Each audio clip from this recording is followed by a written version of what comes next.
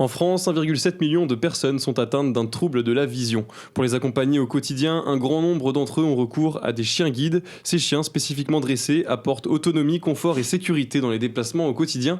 Pour en parler, mon invitée est Sandrine Roux, bénévole famille d'accueil de l'école des chiens guides de Paris. Bonjour. Bonjour. Alors, pour commencer, j'aimerais vous demander quel est votre rôle, vous, en tant que famille d'accueil dans cette association ? Alors, dans l'association des chiens guides de Paris, effectivement, moi, je suis bénévole famille d'accueil. Donc, en fait, je réceptionne, on va dire, des jeunes chiens, des chiots à l'âge de 3 mois. Et ils vivent avec moi jusqu'à leurs 12 mois à peu près. Et ils vivent tous les moments de la vie qu'on a, aller au marché, au restaurant, et surtout, ils m'accompagnent au travail, tous les jours. Alors justement, là, vous avez un petit peu brièvement expliqué ça, mais quelles sont les principales fonctions des chiens guides ? Alors le chien guide, en fait, son rôle, quand il devient chien guide, c'est de guider un malvoyant ou un aveugle dans tous les moments de sa vie, et principalement, par exemple, pour aller faire des courses ou pour aller travailler. Donc en fait, le chien guide guide cette personne dans les méandres de la vie urbaine tous les jours. Alors en France, on compte, j'ai dit au début, 1,7 million de personnes atteintes de troubles de la vision. Est-ce qu'il y aurait peut-être assez de chiens guides pour toutes ces personnes, ou au contraire, est-ce qu'il en manque ? Alors je pense très honnêtement que il y a plus de demandes qu'effectivement de chiens guides qui sont donnés à des déficients.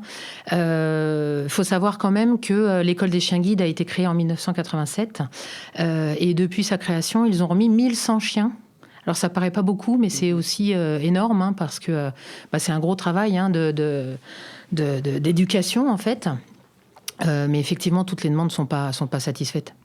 Et comment les sélectionner, justement, les chiens qui intègrent l'école des chiens guides ? Est-ce qu'il y a des critères, peut-être ? Est-ce que c'est en fonction des races ? Comment ils sont sélectionnés ?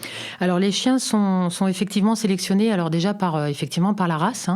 À l'école des chiens guides, on a principalement des retrievers, qui soient labrador, golden, ou flat coat. Aujourd'hui, on est accompagné d'un petit flat coat qui s'appelle Sako et qui a 6 mois.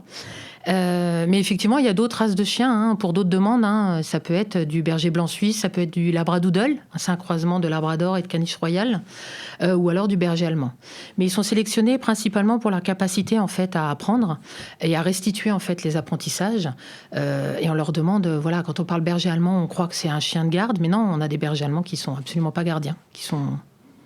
Vous avez parlé des labradors, des golden retrievers, etc. Ce sont des chiens qui en apparence, et qui, c'est avéré, sont vraiment des chiens en soi très gentils, qui peuvent communiquer vraiment avec des enfants, avec des adultes, etc. Est-ce que cette gentillesse aussi chez la race, c'est important dans ce rôle ? Alors en fait, oui, les chiens sont obligatoirement gentils. Alors c'est pas vraiment gentil, mais c'est en fait, il faut qu'ils soient confrontés à toutes les situations pour justement ne pas avoir ne serait-ce qu'un comportement de réaction de peur et simplement chiquer. Donc en fait, les chiens, depuis leur plus jeune âge, en fait, ils sont manipulés, ils ont des stimulations visuelles, des stimulations physiques, pour justement, qu'ils soient le mieux dans leurs pattes pour devenir chien guide. Et lorsqu'ils sont très jeunes, est-ce qu'ils ne sont pas séparés trop brutalement parfois de leur mère, ces chiens-là, justement pour être formés, etc. Alors non, justement, là, je parle pour l'école des chiens guides de Paris, celle que je connais. L'école des chiens guides a inauguré en 2015 un centre d'élevage, en fait, à Buc, dans les Yvelines.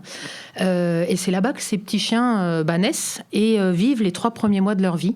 Alors, pourquoi ce centre d'élevage ? Justement, ça permet de sélectionner les chiens. On parlait tout à l'heure de leur gentillesse, de leur capacité d'apprentissage. Donc, en fait, les lignées sont sélectionnées en fonction des reproducteurs. Mais également, ils sont stimulés et ils restent le plus longtemps possible en fait en présence de leur mère, qui les socialise aussi et puis qui les habitue à être un bon chien. Alors vous êtes bien placé pour répondre à la question que je vais vous poser. Comment ils sont dressés, ces chiens-là, pour devenir chiens guides ? Combien de temps dure la formation ? Comment ça se passe en général ? Alors les chiens guides ne sont pas réellement dressés. Éduqués. Ils sont éduqués en fait. Ils sont éduqués, c'est l'éducation positive, c'est par le jeu. Donc on parlait tout à l'heure du rôle d'une famille d'accueil. Donc en fait moi je garde le chien jusqu'à ses 12 mois. Donc il reste chez moi 9 mois. À 12 mois, il intègre l'école des chiens guides et il l'apprend en fait à l'école à devenir un chien guide. Alors qu'est-ce que c'est devenir un chien guide ? C'est marcher avec un harnais. On voit tous les déficients avec un harnais, donc on leur apprend à marcher avec un harnais en toute fluidité, et puis à éviter des obstacles ou faire des recherches.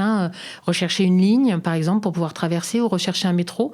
C'est le chien qui effectivement guide le déficient jusqu'au métro lorsque ça lui est demandé. Donc si j'ai bien compris, votre rôle c'est de préparer le chien pour l'école des chiens guides, et ensuite l'école des chiens guides le prépare à être un chien guide après. C'est ça. Alors pendant tout le temps où le chien est en famille d'accueil, on est suivi par l'école des chiens guides. On nous donne pas un chiot à 3 mois en nous disant bon allez c'est à toi de jouer. Donc non, on est suivi par l'école. On a des séances d'obéissance et puis des séances de travail en fait où l'éducateur vérifie que le chiot il est bien dans ses pattes et puis que il progresse comme il faut pour devenir chien guide. Combien de chiens approximativement vous auriez pu éduquer, si on peut dire, depuis le début de votre histoire dans cette école ? Alors en fait, moi je suis famille d'accueil depuis 2014 dans l'école des chiens guides. Et Sako, qui est à côté de moi, c'est mon 22e chien. 22e chien. Mais 11 chiens en famille d'accueil. C'est-à-dire que j'ai 11 chiens que j'ai eus en famille d'accueil pour devenir chien guide. Et c'est pas trop dur parfois la séparation, justement, vous restez plusieurs mois avec eux, je pense que vous tissez des liens avec eux, c'est quand même des animaux qui sont attachants. C'est pas trop dur d'ensuite s'en séparer pour les laisser aller à l'école et ensuite faire leur vie avec quelqu'un d'autre? Alors en fait, quand on signe un contrat avec l'école, quand on remet un chiot, et dans ce contrat, il est bien indiqué qu'on doit rendre le chien. Ouais. On ne peut pas vous enfuir avec. Non, on ne peut pas s'enfuir avec. Et c'est vrai que quand on fait ça, en fait, on s'y attache au chien. Faut pas nier cette partie-là. On s'y attache énormément. Mais en fait, on le fait aussi mais on le fait certes surtout pour qu'il devienne chien guide. Donc en fait, on fait tout pour qu'il devienne chien guide. Donc c'est vrai que c'est une fierté quand on voit son chien guider un malvoyant dans la rue, ou quand on croise justement son futur maître de chien guide et qu'on voit que c'est son chien qu'on a eu tout petit qui le guide. Ça fait plaisir. Vous gardez contact ensuite avec l'école et le futur propriétaire peut-être pour garder un lien, savoir ce que devient le chien que vous avez pu accueillir? Oui, alors en fait, si. L'école fait en sorte qu'on puisse avoir des nouvelles et puis un lien. Même si effectivement, je pense que le rôle de famille d'accueil, à un moment, il faut quand même qu'il s'efface. Puisque le chien, faut qu'il devienne chien guide. Et en fait, il forme un binôme après avec son maître. Et c'est ce binôme-là qui est important. Nous, on est juste une petite brique à un moment, mais comme d'autres bénévoles, en fait.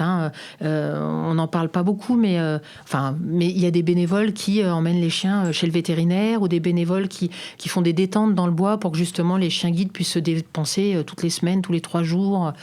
Donc voilà, je pense que le rôle de famille d'accueil, c'est d'être là au bon moment, mais aussi de savoir laisser la place. Et c'est important justement, pendant que vous avez la responsabilité de ces chiens, de se faire peut-être une sorte de carapace pour pas trop s'attacher, mais en donnant de l'amour quand même malgré tout à ces chiens-là. Oui, alors on s'y attache quand même beaucoup. Ouais.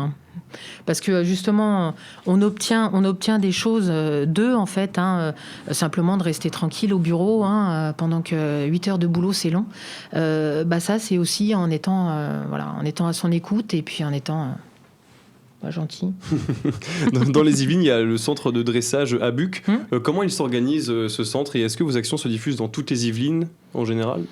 Alors oui, les actions se diffusent dans toutes les Yvelines. Alors à Buc, c'est principalement le centre d'élevage, en fait. C'est-à-dire que c'est là-bas que les petits chiots guides, futurs chiens guides... C'est de là-bas que vient Sako, du coup ? Exactement. Qu'ils naissent et qu'ils sont sélectionnés. Effectivement, alors les actions se diffusent effectivement par des actions de communication ou autres. Et je pense que les actions se diffusent aussi en voyant les éducateurs se promener dans Versailles ou dans les communes alentours avec des poussettes et tous les chiots dedans pour les sensibiliser au premier moment de la vie urbaine. Comment on peut soutenir l'association ? Alors l'association, on peut la soutenir de plusieurs façons. On parlait tout à l'heure des bénévoles. Donc effectivement, l'école a toujours besoin de bénévoles, de familles d'accueil comme moi, de familles relais aussi. Et puis les bénévoles, comme on parlait tout à l'heure, des gens qui emmènent les chiens ou autres au vétérinaire. Mais il ne faut pas oublier aussi que un chien guide, c'est environ 25 000 €. Et que soutenir un chien guide et soutenir l'école, c'est aussi financier. Il faut aider l'école de manière financière, par des dons. Et voilà. Et plus il y a de dons, plus il y a de chiens. Et plus il y a de chiens, plus... Il y a une forte demande en Île-de-France ? Oui, il y a une forte demande. Alors, je ne saurais pas vous dire exactement les chiffres de cette demande, mais on voit bien que le nombre de chiens qui sont éduqués et remis suffisent pas à répondre. Donc, sa cause sera d'une grande utilité. Alors, on n'en doute pas. Merci beaucoup, Sandrine Roux, d'avoir été avec nous. Je rappelle que vous êtes bénévole famille d'accueil à l'école des chiens guides de Paris. Et cette émission est disponible, comme d'habitude, en podcast audio et vidéo sur notre site internet et application Radio Sensation.